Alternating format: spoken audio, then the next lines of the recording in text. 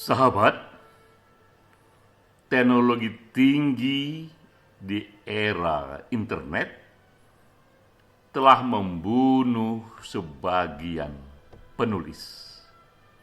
Di era ini, informasi, buku, dan hiburan membanjir sebagai satu sajian yang bahkan dapat diperoleh secara gratis dan cuma-cuma. Publik luas semakin cenderung tidak membeli buku, bahkan publik luas semakin cenderung tidak membaca lagi buku yang utuh.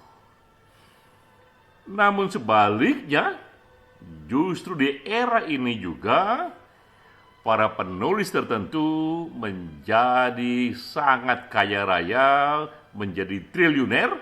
Setiap tahun majalah Forbes membuat list top 10 penulis yang perolehannya di tahun itu di atas 1 triliun rupiah. Apakah yang menjadi pembedanya antara penulis yang tak bisa survive di era sekarang ini karena tak lagi bisa mengandalkan sisi ekonominya hanya dari buku karangannya?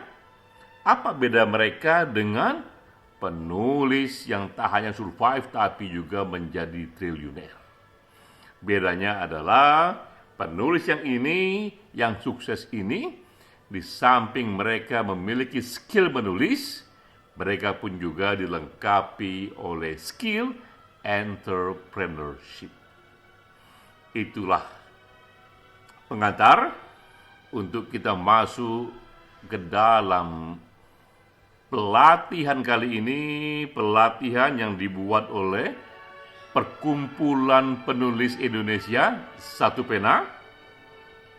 Per hari ini saya mendengar dari Ketua Pelaksana, Jomi Nofri, bahwa peserta Satu Pena yang ikut sekitar 250 penulis, anggota Satu Pena dari Aceh hingga Papua, dan yang kali ini menjadi mentor kita, menjadi guru kita, menjadi sahabat yang memberikan aneka wawasan. Teman-teman dari Narabahasa, Ivan Lanin dan teman-temannya, juga bro kita Akmal Nasri Basral yang juga salah satu tokoh di Perkumpulan Penulis Indonesia, Satu Pena. Topik kita penulisan fiksi dan esai serta tip atau kiat-kiat berwirausaha. Peran saya memberikan sentuhan awal agar teman-teman terlebih dahulu mendapatkan satu mindset betapa pentingnya semangat entrepreneurship bagi penulis untuk survive di zaman ini. Kita mulai dari slide ini. Ini satu berita mengenai J.K. Rowling, apa yang terjadi padanya sehingga ia bisa tumbuh menjadi penulis yang sukses. Saya fokus di sini belajar dari penulis entrepreneur. Dalam hal ini kita fokuskan belajar dari pengalaman hidup J.K. Rowling. Ini berita dari media Become a Writer Today di tahun 2022. Media ini membuat list 25 penulis paling kaya berdasarkan ukuran dana yang mereka terima dari royalti buku karangannya. Dan apa yang bisa kita pelajari dari kisah sukses mereka. Ini media, ini berita dibuat di tahun 2022. Nah, di sini tentu saja puncaknya adalah J.K. Rowling. Per hari ini penghasilannya sekitar 1 billion US dollar, itu sama kira-kira dengan 15 triliun rupiah.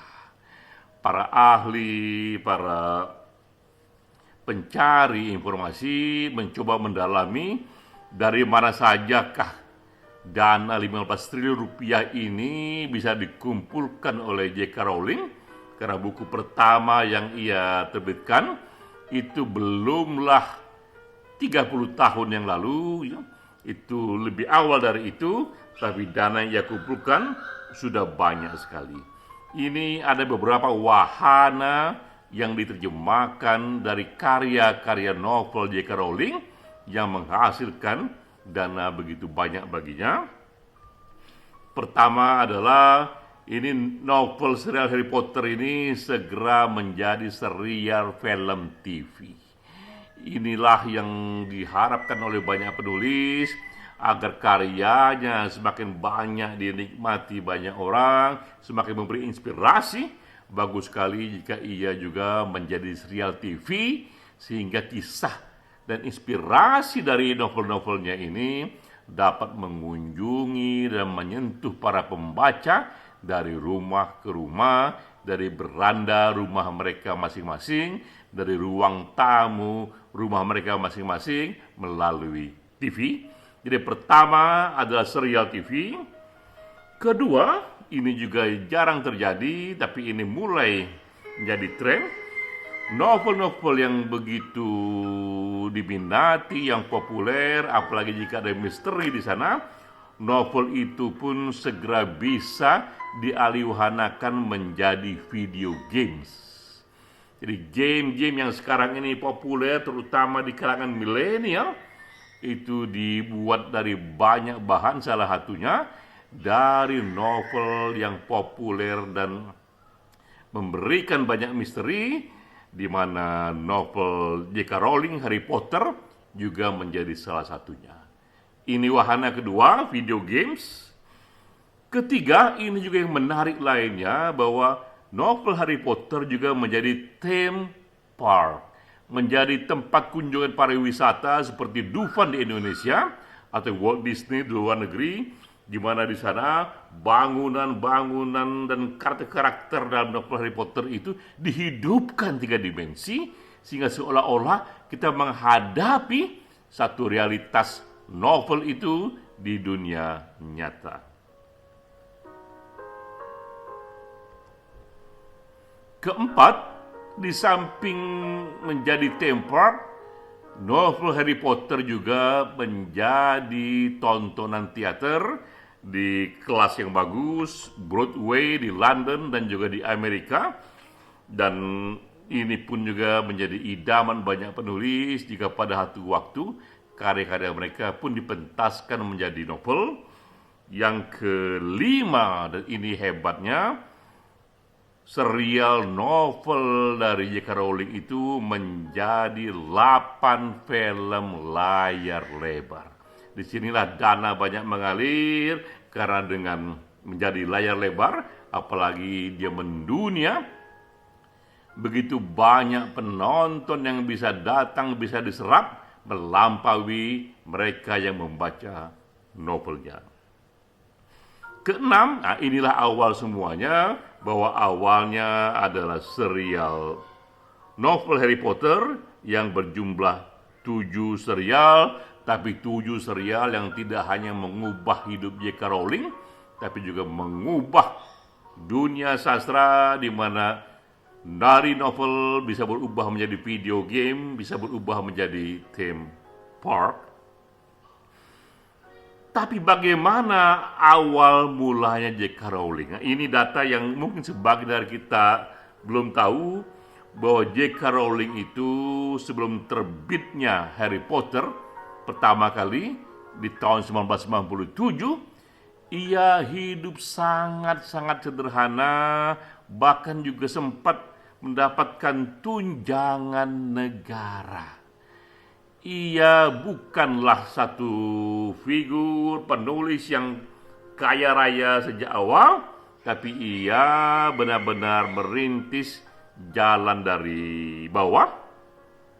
Ini bisa dikatakan J.K. Rowling ini from zero to hero, bagaimana ia pelan-pelan menapak karirnya dari satu penulis yang bahkan pengangguran, bahkan tak memiliki uang, bahkan disubsidi oleh negara, sehingga akhirnya menjadi penulis yang salah satu paling kaya saat ini.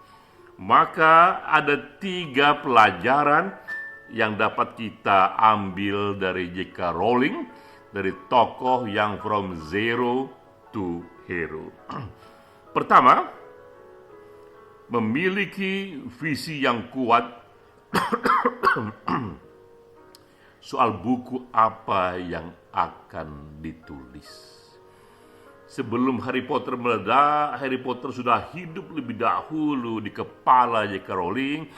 Ia endap-endapkan itu kisahnya, ia endap-endapkan karakter apa yang ingin ia bentuk. Ia renung-renungkan bagaimana setting dari kisah itu, apakah sepenuhnya ini kisah-kisah yang sifatnya realistik atau diubah. Ikut juga ada fantasi di sana, dunia para sihir di sana. Itu yang lama direnungkan oleh J.K. Rowling, dan ia mulai menulis dengan vision, visi. Visi inilah jika sesuai dengan selera masyarakat membuatnya menjadi besar. Jadi sahabat, ingatlah di sini bahwa prinsip pertama kita jika ingin menulis satu karya yang akan panjang jejaknya, kita tidak menulis dalam rangka menulis sekedar menggerakkan ide-ide kita, tapi kita mulai dengan renungan sebuah vision, sebuah hal yang nanti pada waktunya akan menjadi brand kita, menjadi satu reputasi kita. Kira-kira apa bentuk detail, karakter, style dari karya yang akan kita lahirkan itu.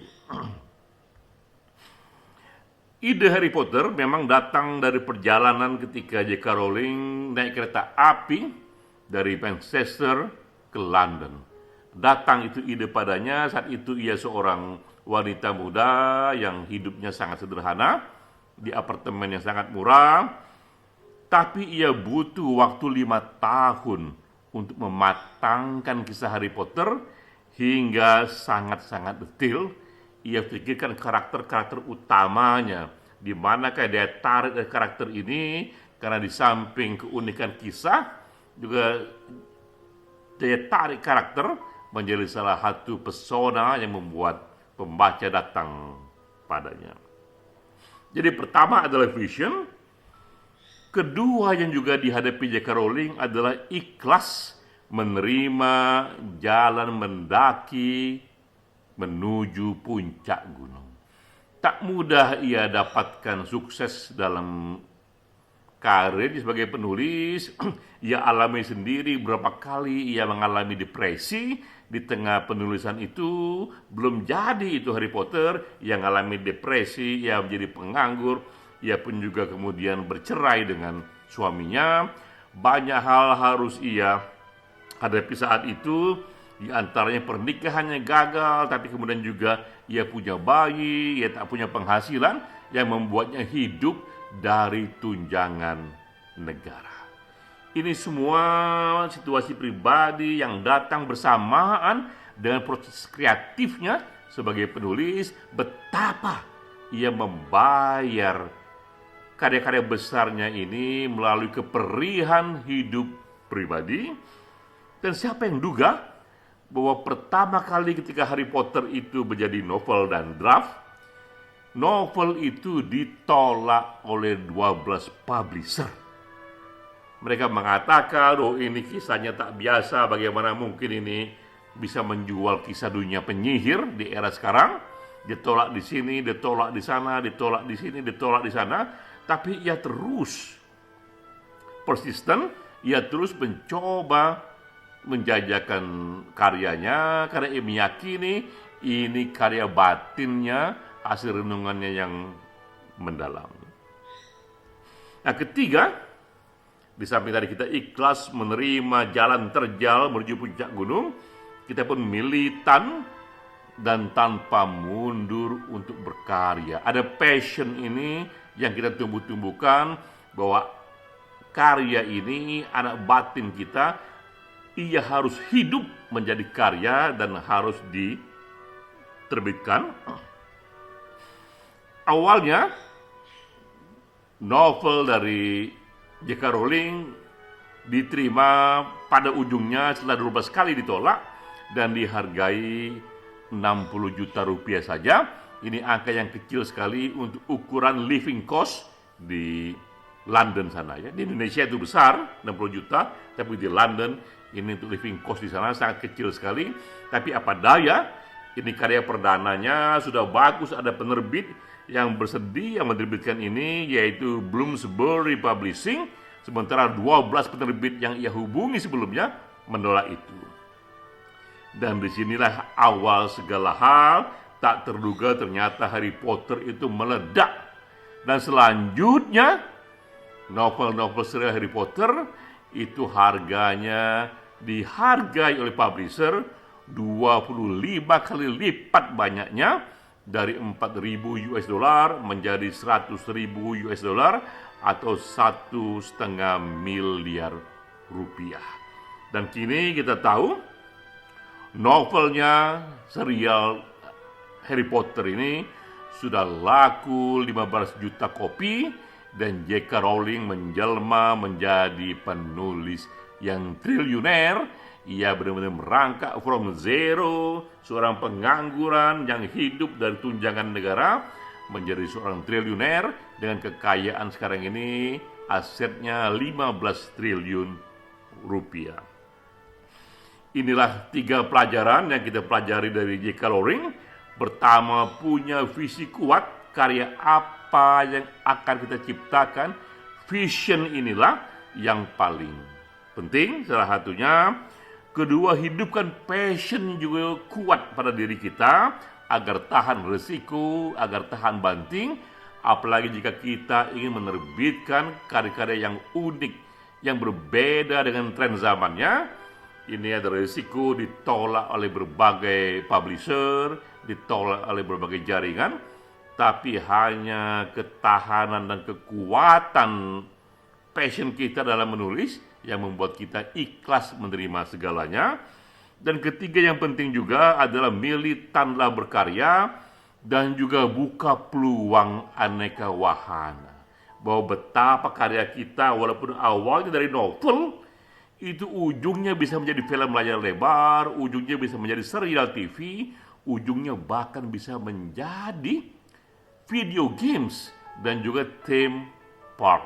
Bisa menjadi wahana-wahana dari novel itu yang diwujudkan dalam bangunan-bangunan unik atau tokoh-tokoh yang unik dalam satu wahana seperti dunia fantasi di negara sang penulis. Sahabat, jadi inilah inti dari pelatihan ini, bahwa kita ingin sekali teman-teman satu pena tidak hanya punya skill menulis, apakah itu fiksi ataupun non-fiksi, tapi juga punya entrepreneurship sebagai penulis, karena hidup di zaman ini yang begitu tinggi kompetisinya. Yang unggul tidak hanya mereka yang bagus tulisannya, tapi juga mereka yang mengetahui aneka tips dan peluang-peluang membuat karyanya dibaca, meluas, komersil, bahkan juga bisa beralih ke berbagai wahana, mulai dari teater, film layar lebar, bahkan juga bisa menuju video games. Itu semua adalah entrepreneurship. Salam.